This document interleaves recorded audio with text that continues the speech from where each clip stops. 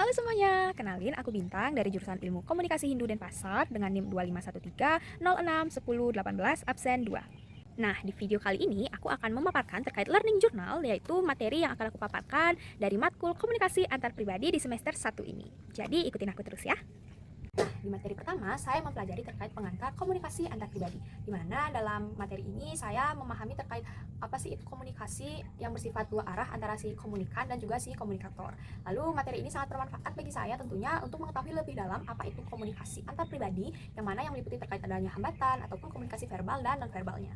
Nah, di materi kedua mempelajari terkait konsep dasar komunikasi. Nah, di materi ini membahas terkait bagaimana komunikasi itu dilihat sebagai bentuk imbalan. Nah, imbalan di sini itu bukan berupa bentuk barang ataupun benda, tapi bagaimana cara kita dalam menyikapi ataupun memberikan suatu umpan balik dalam suatu pembicaraan dengan lawan bicara. Nah, di materi ketiga mempelajari terkait komunikasi nonverbal, di mana bagaimana cara pesan bisa disampaikan lewat pesan ataupun peran kinestik. Nah, pesan kinestik sendiri dapat diartikan bagaimana peran ekspresi ataupun gerakan tubuh dalam suatu pembicaraan. Materi ini sangat amat bermanfaat bagi saya untuk mengetahui bagaimana sih gerakan ataupun gestur yang diberikan lawan bicara kepada saya, apakah mereka merasa nyaman berinteraksi dengan saya ataupun sebaliknya. Nah, di materi keempat mempelajari terkait komunikasi verbal ataupun metode utama dalam dilakukannya suatu interaksi ataupun komunikasi antar lawan bicara, di mana dalam materi ini mempelajari terkait bagaimana pesan bisa disampaikan lewat bahasa secara lisan maupun tulisan. Dari belajarnya saya dari komunikasi verbal ini, saya mendapatkan pengalaman bahwasanya sangat amat penting saya untuk menjadi pendengar aktif dalam suatu pembicaraan, karena komunikasi verbal bukan hanya meliputi bagaimana cara kita menentukan kata yang kita keluarkan, tapi bagaimana seni dari kita untuk mendengarkan lawan bicara kita dalam menyampaikan komunikasi secara lisan. Kelima, selanjutnya itu adalah komunikasi empatik. Komunikasi empatik adalah suatu kemampuan seseorang untuk memahami perasaan ataupun isi yang dilontarkan dari lawan bicara dengan cara kita ikut masuk ataupun larut dalam arah pembicaraan yang dia sampaikan. Belajarnya saya dari komunikasi empatik ini sangat aman bermanfaat bagi diri saya dan juga orang-orang di sekitar saya pada saat mereka berbicara kepada saya ataupun curhat. Saya jadi lebih tahu bagaimana cara bersikap dengan dia dengan memahami ciri-ciri dari komunikasi empatik, seperti tidak menyela pembicaraan, fokus kepada dia, menghindari distraksi yang ada seperti tidak memainkan handphone saat dia berbicara dan lain sebagainya, sehingga si pembicara merasa nyaman ataupun aman saat berbicara ataupun berinteraksi dengan kita. Nah, materi selanjutnya itu ialah mendengarkan aktif, yang masih serumpun dengan materi sebelumnya, yaitu komunikasi empatik. Mendengarkan aktif merupakan kemampuan kita untuk mendengarkan fokus arah pembicaraan si lawan bicara yang sedang berkomunikasi dengan kita.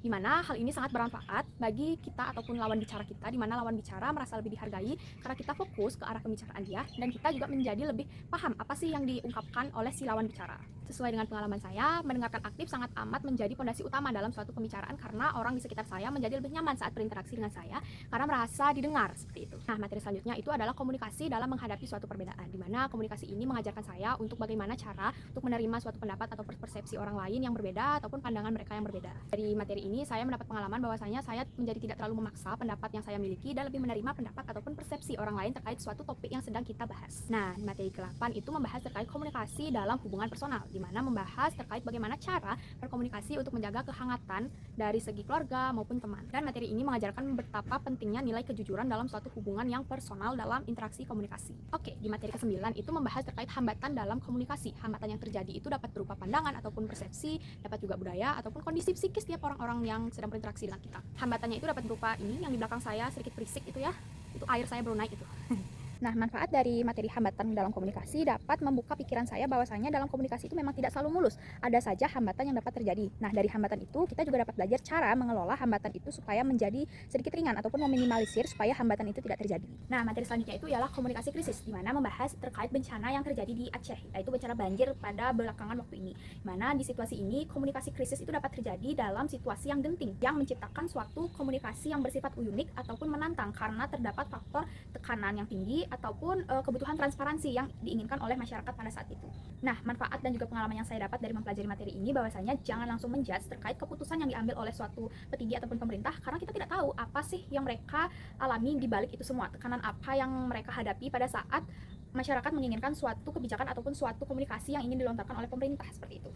Nah, di materi terakhir kita mempelajari terkait komunikasi dalam konteks budaya, di mana komunikasi ini atau interaksi ini dilatar belakangi oleh suatu budaya. Nah, dari materi ini sangat amat bermanfaat bagi saya untuk memahami bagaimana sih cara berkomunikasi dengan teman saya yang memiliki perbedaan latar budaya, baik itu dari segi bahasa maupun logat yang mereka gunakan. Karena walaupun kita di Bali, tapi logat kita itu bisa berbeda dari teman kita yang berbeda daerah. Begitupun dengan teman kita yang berada di luar kota, seperti itu. Jadi, inti dari semua materi yang saya pelajari selama 1 semester ini bahwasanya sangat amat penting ternyata komunikasi antar pribadi dalam kehidupan sehari-hari, seperti kita mempelajari mempelajari komunikasi verbal, non-verbal, mengetahui hambatan dalam komunikasi, serta perbedaan latar belakang budaya oleh teman-teman sekitar kita.